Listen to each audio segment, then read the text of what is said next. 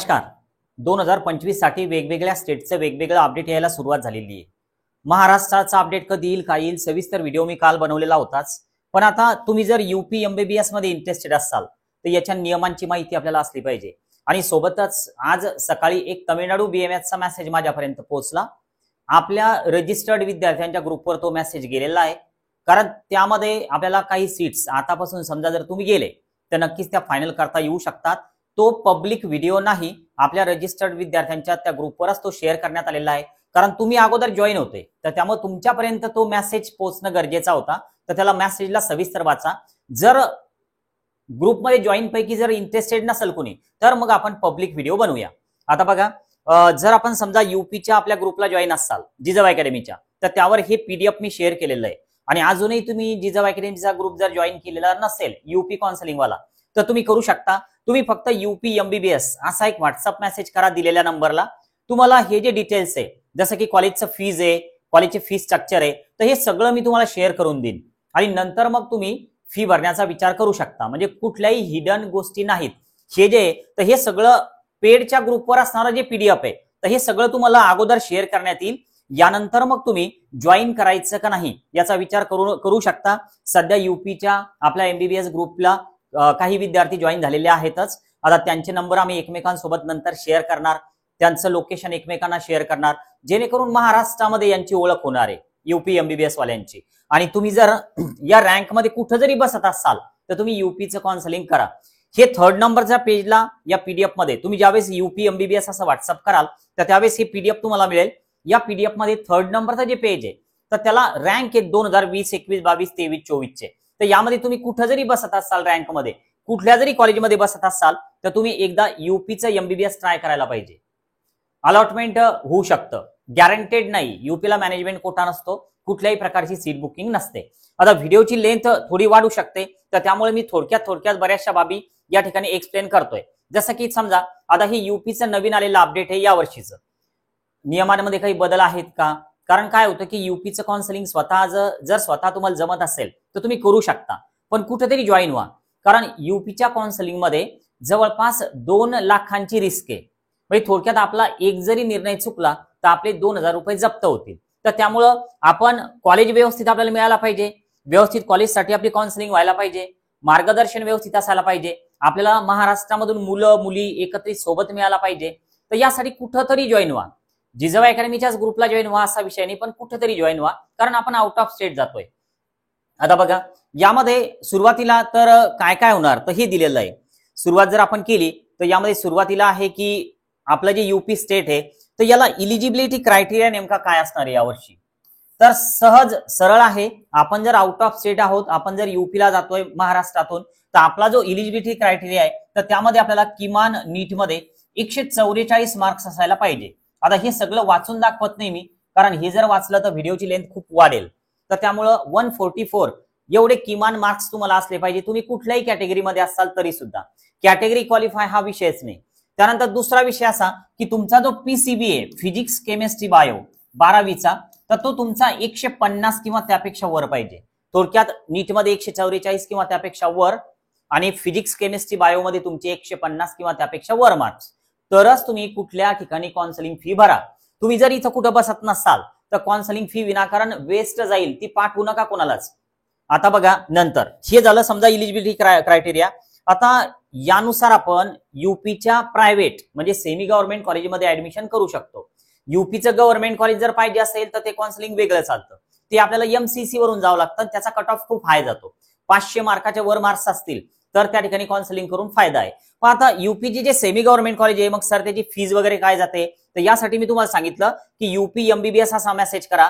या पीडीएफ मध्ये सगळं फीस स्ट्रक्चर पण दिलेलं आहे. म्हणजे याला जवळपास 3 पेजेस या पीडीएफला आणि हे सगळं तुम्हाला फीस स्ट्रक्चर बघायला मिळेल. इथं 24 दिलेलं आहे. यामध्ये थोडाफार बदल यावर्षी होऊ शकतो, कारण आता सध्या 25 सुरू आहे. बऱ्याच कॉलेजना आपल्या वेबसाईट अजून अपडेट केलेल्या नाहीत. ते अपडेट होतील तेव्हा हे मी अपडेट करून टाकेन. आता बघा, आपल्याला काय करायचं अजून की यूपीचे नियम नेमके कसे असतात तर हे थोडक्यात मी एक्सप्लेन करतोय. बघा, आता सुरुवातीला तर यूपीला मॅनेजमेंट कोटा नाही, तर त्यामुळे आपल्याला याचं ऑनलाईन रजिस्ट्रेशन करावं लागणार आहे. सगळं काउन्सिलिंग जी आहे तर ती सगळी ऑनलाईन होणार आहे.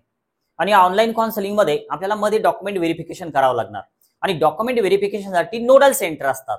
मग आता वेगवेगळे नोडल सेंटर आपण त्यावेळेस सिलेक्ट करू शकतो. युपी मधलं आग्रा असेल, अजून दुसरं एखादं मथुरा असेल, प्रयागराज असेल, वेळेवर जे नोडल सेंटर लखनौ, कानपूर, तर ते आपल्याला सिलेक्ट करायला मिळतात. ते कसे करायचे काय, तुम्ही जर एखाद्या ठिकाणी जॉईन असाल किंवा आमच्याकडे जॉईन असाल तर ते वेळेवर आम्ही कॉलवर, व्हॉट्सअपवर, व्हिडिओद्वारे सगळं तुम्हाला गाईड करत असतो. त्याबद्दल तुम्ही निश्चिंत राहा. तुमचं डॉक्युमेंट व्हेरिफिकेशन कसं करायचं तर ही जबाबदारी काउन्सिलरची आहे. आणि नंतर मग त्याला पुढे अपलोड कसं करायचं, काय करायचं तर ही जबाबदारी काउन्सिलरची असते. पण तुमच्या डॉक्युमेंट्समध्ये काही प्रॉब्लेम असेल तर मात्र काउन्सिलर काहीही करू शकणार नाही. तर त्यामुळं फक्त मार्गदर्शन, डॉक्युमेंट्स अपलोड करणं, व्हेरीफाय करणं इथपर्यंत. पण त्यामध्ये जर काही रेड मार्क आला तर मात्र तुम्हाला नोडल सेंटरवर स्वतः जावं लागतं, नोडल सेंटरवर विद्यार्थ्याला घेऊन. तर ती वेगळी प्रक्रिया, ती पण मी तुम्हाला सांगणार नंतर. आता बघा, त्याबद्दल तुम्ही निश्चिंत राहा. तुम्ही जर युपी काउन्सिलिंग जॉईन केलेलं असेल आपलं जिजाऊ अकॅडमीचं तर तुम्ही मुळीच काहीच काळजी करू नका. थोडक्यात तुम्ही हा व्हिडिओ जो आहे तर हा बघा किंवा नका बघू. तुम्ही जर अकॅडमीला जॉईन असाल तर तुमच्यासाठी हा व्हिडिओ जो आहे तर हा एवढा महत्वाचा नाही. कारण काय, तर हे अपडेट आपण वेळोवेळी नंतर देणारच आहे. हे मी एकत्रित एक्सप्लेन करतोय. बघा, ज्यावेळेस आपल्याला युपीचं एमबीबीएस करायचं तर आपल्याला 2 लाखांचं डिपॉझिट पे करावं लागणार आहे. आपली जी रजिस्ट्रेशन फी आहे तर ती जवळपास 2,500 रुपये राहील वेबसाईटची. या व्यतिरिक्त 2 लाख रुपये डिपॉझिट पे करावं लागेल. आता हे कसं पे करायचं, ज्यावेळेस रजिस्ट्रेशन सुरू होतील तर तेव्हा ती एक टॅब उपलब्ध होते. आणि ते कसं करायचं काय तर हे सगळं मी स्वतः तुम्हाला सविस्तर सांगणार आहे. त्यामुळे तुम्ही निश्चिंत राहा. आता यानंतर समोरचा जो पॉइंट येतो की ज्यावेळेस आपण 2 लाख रुपये पे करणार तर त्यावेळेस आता हे नोडल सेंटर आहे या ठिकाणी दिलेले की जिकडे आपलं व्हेरिफिकेशन होणार आहे. मग आता व्हेरिफिकेशनसाठी ऑनलाईन ऑफलाईन कसं असतं काय तर हे सगळं या पीडीएफ मध्ये दिलेलं आहे. पण जर आपल्याला व्हेरिफिकेशन मध्ये काही रेड मध्ये मार्क आला तर मात्र थोडी अडचण येते. पण त्याचं सोल्युशन सुद्धा मी नंतर देत असतो. आता बघा, बरेच विद्यार्थी असे असतात की जे आमच्याकडे जॉईन पण नसतात, पण नंतर मग त्यांचा मेसेज येतो की सर असा असा प्रॉब्लेम आला. बरेच पालक भेटायला यायचं म्हणतात पण त्यावेळेस खरं म्हणजे वेळ पण नसतो. पण तरी सुद्धा मी त्यांना सांगतो की सर असं करा, किंवा डायरेक्ट कॉन्टॅक्ट नंबर असतात काही ते पण देऊन टाकतो. पण कोणाचं नुकसान होऊ देत नाही. कारण एक वैशिष्ट्य आहे आपलं जिजाऊ अकॅडमीचं सुरुवातीपासून की विद्यार्थी आपण फोकस करतोय, कॉन्सन्ट्रेट करतोय. आता बघा, आता हे जे सगळं आहे तर यामध्ये नंतर मग आपल्याला चॉईस फिलिंग वगैरे करावं लागतात. हे सगळं दिलेलं आहे. आणि यानंतर सगळ्यात शेवटी इकडे खाली राऊंडचे नियम आहे. तर राऊंडचे नियम मी न वाचताना तुम्हाला थोडक्यात सांगतो. बघा, युपीचा जो फर्स्ट राऊंड आहे तर तो आहे फ्री एक्झिट. आता फ्री एक्झिट म्हणजे नेमकं काय असतं, तर यामध्ये जर आपल्याला कॉलेज मिळालं आणि आपल्याला जर ते घ्यायचं नसेल तर आपण ते जॉईन नाही केलं तरी सुद्धा चालतं. यामध्ये आपण जे 2 लाख रुपये दिलेले असतात युपी गव्हर्नमेंटला तर ते परत येतात, हे रिफंड होतात. पहिल्या राऊंडला जर आपण कॉलेज नाही जॉईन केलं तरी सुद्धा चालतं. 2 लाख रुपये रिफंड येतील, याला फ्री एक्झिट म्हणतात. मागच्या वर्षी सुद्धा हा नियम होता, यावर्षी सुद्धा हाच नियम आहे. तर हा झाला फर्स्ट राऊंडचा नियम. यानंतर सेकंड राऊंडला नेमकं काय होईल, तर सेकंड राऊंड मध्ये फ्री एक्झिट नाही, नो फ्री एक्झिट. आता हे फ्री एक्झिट नाही या ठिकाणी मी नो लिहितोय. ओके, यामध्ये काय होणार आहे तर तुमचे 2 लाख रुपये जातील, 2 लाख जप्त होतील. पण केव्हा जप्त होतील लक्षात घ्या. नियम बघा काय आहे, 2 लाख रुपये जप्त नेमके केव्हा होतील. नियम असा आहे की जर समजा तुम्हाला सेकंड राऊंडचं तुम्ही चॉईस फिलिंग केलं आणि तुम्हाला कॉलेज मिळालं आणि तुम्ही कॉलेज जॉईन जर नाही केलं तर मात्र तुमचे 2 लाख जप्त होतील. आणि जर सेकंड राऊंडला मिळालेलं कॉलेज तुम्ही घेतलं तर ते 2 लाख रुपये तुमच्या अकाउंटला वापस येऊन जातील. फक्त कॉलेज घेणं गरजेचं आहे. सेकंड राऊंडला मिळालेलं कॉलेज घेणं, जॉईन करणं गरजेचं आहे. तर हा एक सेकंड राऊंडचा नियम आहे. फर्स्ट राऊंड मध्ये आपण कशाही प्रकारे खेळू शकतो. तुम्ही कॉलेजचे कितीही नावं टाका, कोणतंही कॉलेज अलॉट होऊ द्या, नंतर तुम्ही वेळेवर निर्णय बदला, कॉलेजला तिथं गेल्याच्या नंतर बघून निर्णय बदला, तरी सुद्धा तुमचे कोणत्याही कंडिशन मध्ये 2 लाख रुपये वापस येणार आहे. याबद्दल तुम्ही निश्चिंत राहा फर्स्ट राऊंड मध्ये. पण सेकंड राऊंड मध्ये तुम्ही जर कॉलेज नाही घेतलं मिळालेलं तर मात्र 2 लाख जातील. आता दुसरा विषय असा येऊ शकतो की सर आम्ही सेकंड राऊंडच्या चॉईस टाकल्या पण कॉलेजच नाही मिळालं, मग तर विषयच नाही, 2 लाख वापसच येणार आहे. कारण जर कॉलेजच नाही मिळालं तर 2 लाखांची आपली जी अमानत आहे तर ती काउन्सिलिंग संपल्यावर वापस येते. आता थर्ड राऊंडचा नियम काय, तर थर्ड राऊंड मध्ये आपल्याला परत हे 2 लाख रुपये जप्त होऊ शकतात जर कॉलेज मिळालं नाही घेतलं तर. आणि यानंतर परत राऊंड होतात. ठीक आहे, आणि नंतरचे जे पण राऊंड होतील समजा तर नव्यानं एकदा पुन्हा रजिस्ट्रेशन करावं लागतं. म्हणजे अगोदर जरी आपण रजिस्टर्ड आहोत तर परत एकदा रजिस्ट्रेशन करावं लागतं. पण 2 लाख परत भरायचं काम नसतं. एकदा जर भरलेले असतील तर पुन्हा 2 लाखांचं काम नाही.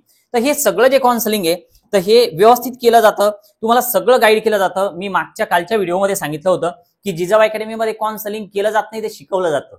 तर तो हाच प्रकार आहे. म्हणजे तुम्ही स्वतः आपण बरेचसे नियम आमच्याकडनं शिकून घेता आणि ते जशाच्या तसे इम्प्लिमेंट करता.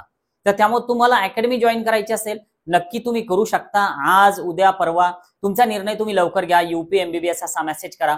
आज आपण या ठिकाणी थांबूया.